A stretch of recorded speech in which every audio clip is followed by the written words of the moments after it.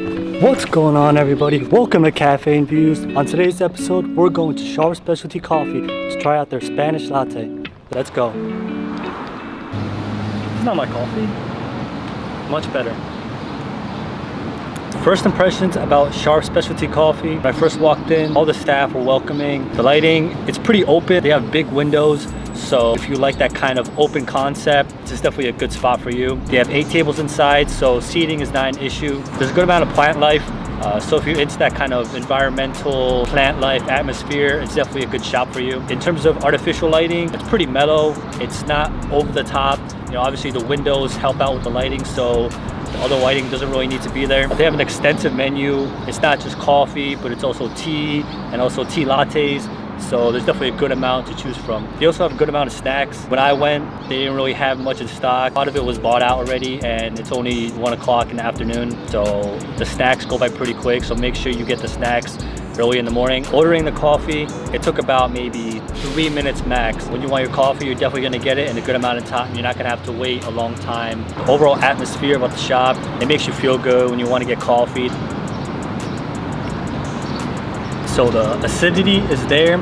I get fruity notes from it, a little bit of like a citrus. It's definitely not plenty sweet, but it's not sour. It's kind of like right in the middle. This is definitely like a medium roast, right in the middle. Not too sweet, not too sour. It's pretty sharp on the tongue. It gives me a good impression. For the acidity, I would give it about a 3 out of 5. Okay, so for the aroma, it smells really good. It's not overly pungent, but it's not to the point where you gotta really put your nose into it. The more I smell it, the more I wanna keep drinking it. I get the same type of flavor right off the smell. When I smell the coffee, I can taste it in a way. The smell is really identical to the taste. This is definitely more of like a nutty flavor. It's not too intense, but it's not too mellow. It's right in the middle point. For the aroma, I would definitely give it a 4 out of 5. For the flavor, the coffee is definitely well balanced. Not any ingredient or flavor is really trying to compete. The flavor is definitely giving me good experiences, good memories from way back when. This coffee is definitely not forgettable. Once you drink this, you're gonna remember it and you're gonna want to get it again. I could definitely taste the cinnamon. It's not too prominent at the start because you get a lot of ice and you get a lot of milk.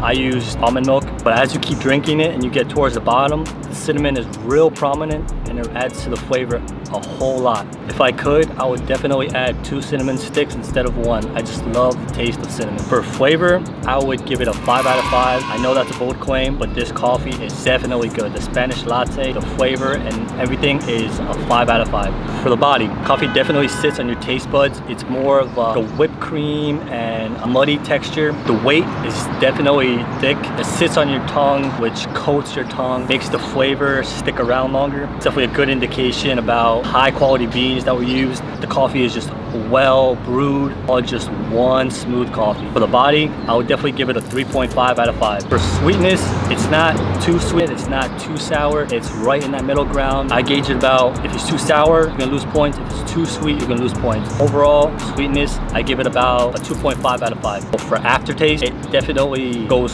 down your throat slow. It gives you a wet mouthfeel as opposed to a dry coffee. It definitely leaves a proper trail. It makes you keep enjoying the coffee after you swallow it. It's a smooth way down. It's not harsh like some coffees might be. It makes you want more. The cinnamon is definitely a lingering flavor. You definitely get a lot of that cinnamon flavor as soon as you finish drinking it. As soon as you drink it, the aftertaste makes you want to take another sip. It makes you want to keep drinking. It makes you want to buy another one of these coffees. For aftertaste, I give it a 4.5 out of 5. For complexity, this is a Spanish latte, so there's almond milk, coffee, cinnamon. There's a lot of added flavors to it. When you're drinking this, you can definitely taste a lot of different ingredients added to it. As you're drinking this, it just opens up a broad range of experiences, brings back good memories. It just all blends together real well. Beginning, coffee is real rich, real thick, real creamy. Towards the middle, it sits on your tongue, slowly dissipates. You keep tasting the coffee, and at the end, the aftertaste makes you want more. For complexity, I give it about a 4 out of 5. Balance, there's good consistency throughout the coffee. Nothing really stands out too much. There's nothing that's really sharp, or as you're drinking the coffee, something makes you wonder, what is it? It's all smooth. For balance, I give it about a 3 out of 5. Forgiveness, there's nothing really in this coffee that makes it forgive any of the other negatives. There's not really many negatives about this coffee. For forgiveness, I give it about a 4.5 out of 5. Versatility, you can drink this coffee just about any time of the day, morning, night, during the afternoon. If you go into the office, if you're going for a walk, a hike, laying on a lawn chair, you know, enjoying the views of LA, Koreatown, this is definitely a good coffee to enhance that experience. This coffee, you can definitely drink it iced or hot. I prefer iced coffee, so I got the Spanish latte with ice. It doesn't really hurt the flavor too much. I mean, the ice slowly melts, so it doesn't really give that effect of a watered down coffee. You know, the flavor is still there. It's still real prominent. For versatility, I give it about a 5 out of 5. Kind of like this whole on the go outro thing, so I think I'm gonna continue it as opposed to finishing the outro sitting down. So overall, the total of the score, I give it about a 39 out of 50 or about a 78 out of 100, which is a pretty high score. So far, this is probably my favorite coffee, and it's gonna be real hard for another coffee to really beat this one out. Thank you so much for watching Caffeine Views Sharp Specialty Coffee episode. Stay tuned to find out there's a coffee that can beat out Sharp Specialty Coffee. Tune in for more.